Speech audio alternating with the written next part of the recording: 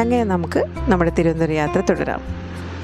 എന്താണ് നിങ്ങളുടെ പ്ലാൻ എന്ന് കാറിൽ കയറിയ അതിനു മുന്നേ തന്നെ ഒരാഴ്ച മുന്നേ തന്നെ ചോദിക്കാൻ തുടങ്ങിയിട്ടുണ്ടായിരുന്നു ജിത്തു.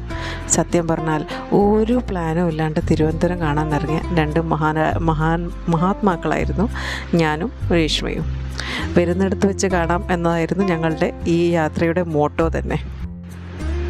എന്തായാലും ഞങ്ങളുടെ അവസ്ഥ കണ്ട് സങ്കടം തോന്നിയ ജിത്തു പറഞ്ഞു, മഴയല്ലേ, ഞാൻ എന്തായാലും നിങ്ങൾക്കൊരു സിറ്റി ടൂറ് സംഘടിപ്പിക്കാം, പറ്റിയ രീതിയിൽ സിറ്റി ടൂറ് സംഘടിപ്പിക്കാം. അങ്ങനെ ഞങ്ങൾ സിറ്റി ടൂറെന്നും പറഞ്ഞിട്ട് കുറേ സ്ഥലങ്ങൾ കാണിച്ചു. അവ ഞങ്ങളെ പറ്റിച്ചു. ആദ്യമായിട്ട് അതിൽ കാണിക്കാൻ കൊണ്ടുപോയ സ്ഥലമാണ് പത്മനാഭസ്വാമി ക്ഷേത്രം. അതായത് റെയിൽവേ സ്റ്റേഷനിൽ നിന്ന് കുളിയും നനയും ഒന്നും കഴിയാണ്ട് നേരെ പോയത് പത്മനാഭസ്വാമി ക്ഷേത്രത്തിലേക്കാണ്. പത്മനാഭൻ്റെ അനുഗ്രഹം ഞങ്ങൾക്ക് വേണ്ടുവോളം കിട്ടിക്കാണും. ഞങ്ങൾ അകത്തോട്ടൊന്നും കയറിയില്ല. അതിന് മാത്രമുള്ള ദൈവകോപം ഉണ്ടാക്കുന്ന രീതിയിലൊന്നും ഞങ്ങൾ ചെയ്തിട്ടില്ല കേട്ടോ. പുറത്ത് നിന്നു കുറച്ച് ഫോട്ടോസ് എടുത്തു, വീഡിയോസ് എടുത്തു, തിരിച്ചു വന്നു. സത്യമായിട്ട് ഉള്ളിലൊന്ന് കയറണമെന്ന് ആഗ്രഹം ഉണ്ടായിരുന്നു. പക്ഷെ ഉള്ളിൽ കയറാൻ സമയത്തിൻ്റെ ചില പ്രശ്നങ്ങളും പരിമിതികളും ഉള്ളത് കൊണ്ടാണ് ഞങ്ങൾക്ക് കയറാൻ പറ്റാണ്ടായപ്പോൾ. ഇത് നോക്കിയൊരു കൊക്കിനെ കണ്ടു നിങ്ങൾ? അത് ഞങ്ങൾ അവിടെ വെച്ച് പരിചയപ്പെട്ടൊരു കൊക്കായിരുന്നു. എന്തായാലും വളരെ മഴയൊക്കെ ആയിട്ട് നല്ലൊരു വ്യൂ ആയിരുന്നു പത്മനാഭസ്വാമി ക്ഷേത്രത്തിൻ്റെ മുന്നിൽ വെച്ച് ഞങ്ങൾക്ക് കിട്ടിയത്. ചെറിയ ചാറ്റൽ മഴയോടുകൂടി തന്നെ ക്ഷേത്രത്തിൻ്റെ പുറത്തുള്ള ദർശനം ഞങ്ങൾ നല്ലോണം തന്നെ ആസ്വദിച്ചു. കുളിച്ച് ഈറനോട് കൂടിയിട്ട് അമ്പലത്തിലോട്ട് വരുന്നവരൊക്കെ കണ്ടപ്പോൾ ശരിക്കും സങ്കടമായി കേട്ടോ. പക്ഷേ കാരണം അതിന് അകത്തോട്ട് കയറാൻ സമയമുണ്ട് എന്ന് ആ സമയത്തിനുള്ളിൽ ഞങ്ങൾക്ക് തിരിച്ച് കഴക്കൂട്ടത്ത് പോയിട്ട് വരാനാവില്ല എന്നുള്ള ഒരു അവസ്ഥ വന്നതുകൊണ്ടാണ് ഞങ്ങൾ ഇങ്ങനത്തെ ഒരു കടുങ്കൈ ഞങ്ങൾക്ക് ചെയ്യേണ്ടി വന്നത്. അപ്പം അത് ഭയങ്കര ഒരു ഉള്ളിൽ. ഞാൻ ഒരിക്കൽ കണ്ടിട്ടുണ്ട്, എന്നാൽ പോലും ഒന്നും കൂടെ കണ്ടിട്ട് ഓർമ്മ പുതുക്കാമായിരുന്നു, ഒന്ന് തൊഴാമായിരുന്നു എന്നൊരു തോന്നലുണ്ടായിരുന്നു. അത് പറ്റിയില്ല.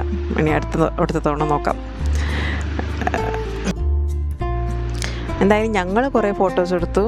കുറച്ച് പേരുടെ ഫോട്ടോസ് ഞങ്ങളും എടുത്തു കൊടുത്തു. ഞങ്ങളിങ്ങനെ വെറുതെ നടക്കുന്നത് കണ്ടപ്പോൾ കുറേ പേര് ഞങ്ങളുടെ അടുത്ത് ക്യാമറയും കൊണ്ടുവന്നു. എടുത്തു തരാമോ, ഫോട്ടോ എടുത്തു തരാമോ എന്ന് ചോദിച്ചു. അങ്ങനെ പറ്റുന്നവർക്കെല്ലാം ഞങ്ങൾ ഫോട്ടോ കൊടുത്തിട്ടുണ്ടായിരുന്നു. രേഷുവിൻ്റെ കയ്യിലുള്ള കുട എൻ്റെ കുടയാണ് കേട്ടോ. അവൾ നൃത്തം കണ്ടാൽ വിചാരിക്കും ഞാൻ അവളുടെ കുടയാതെന്ന്. ഞാൻ സ്വന്തമായിട്ട് വാങ്ങിച്ചു കൊണ്ടുവന്ന കുട എൻ്റെ ബാഗിലിട്ടിട്ട് താങ്ങി പിടിച്ച് കൊണ്ടുവന്നതിന് മുഴുവൻ യൂസ് ചെയ്തത് അവളാണെന്ന് മാത്രം. ഇനിയിപ്പോൾ അടുത്തത് എൻ്റെ ഫാഷൻ പരേഡാണ്.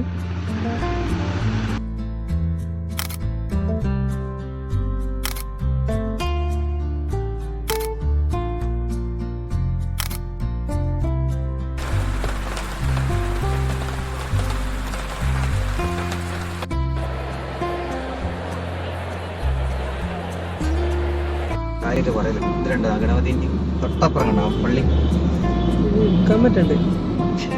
ശരി, പള്ളി ഇത്ര എടുത്തോണ്ട് വെച്ചാൽ ഞാനെങ്ങനെ ചെയ്യാം? ഇത് ക്രിസ്ത്യൻ പള്ളി, മുസ്ലിം പള്ളി അടുത്ത ഉണ്ടായിരുന്നു.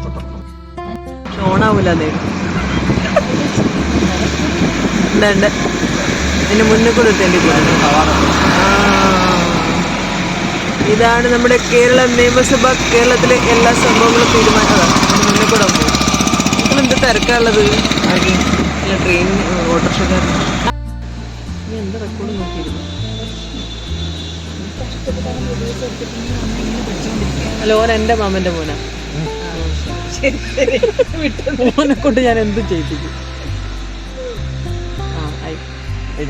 കഴിഞ്ഞു തോന്നുന്നു ചെയ്ത് വിത്ത് വോയിസ് ഇടണം ഇതൊക്കെ യൂട്യൂബില്.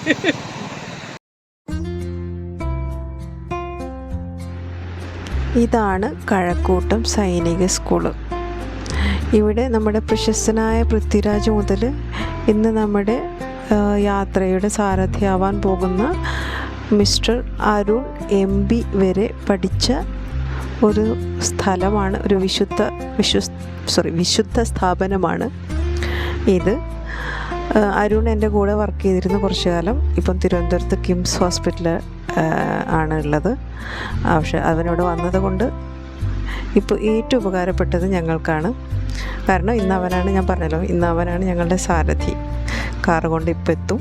ഇതാണ് ഞാൻ ഇത്ര നേരം പറഞ്ഞ എൻ്റെ മാമൻ്റെ മോൻ ജിതേഷ് കുമാർ എന്ന് സ്വയം വിശേഷിപ്പിക്കുന്ന മിസ്റ്റർ ജിത്തൂട്ടൻ. ഞങ്ങളിപ്പോൾ ഇരിക്കുന്നത് കഴക്കൂട്ടം സൈനിക് സ്കൂളിൻ്റെ നേരെ മുന്നിലുള്ള ഒരു തറവാട് എന്ന് പറയുന്ന ഒരു ചെറിയൊരു റെസ്റ്റോറൻ്റാണ്. പക്ഷേ അടിപൊളി ഭക്ഷണമാണ് കേട്ടോ. അവിടെ നമ്മൾ കുറ്റിയടിക്കാരനായ ഒരു ചേട്ടനെയും പരിചയപ്പെട്ടു. അവിടുത്തെ സപ്ലയർ വെയിറ്ററായിരുന്നു. ഭയങ്കര സ്നേഹമായിരുന്നു. ഞാൻ പേരാമ്പ്ര എന്ന് പറഞ്ഞപ്പോൾ തന്നെ. ഇവിടുന്ന് ഭക്ഷണം കഴിഞ്ഞതിന് ശേഷം ഞങ്ങൾ നേരെ ചിത്തൂടൻ്റെ വീട്ടിലോട്ടേക്ക് വെച്ച് പിടിച്ചു. ഇനി അടുത്ത കറക്കം തുടങ്ങാനുള്ള തയ്യാറെടുപ്പിലാണ് ഞങ്ങൾ.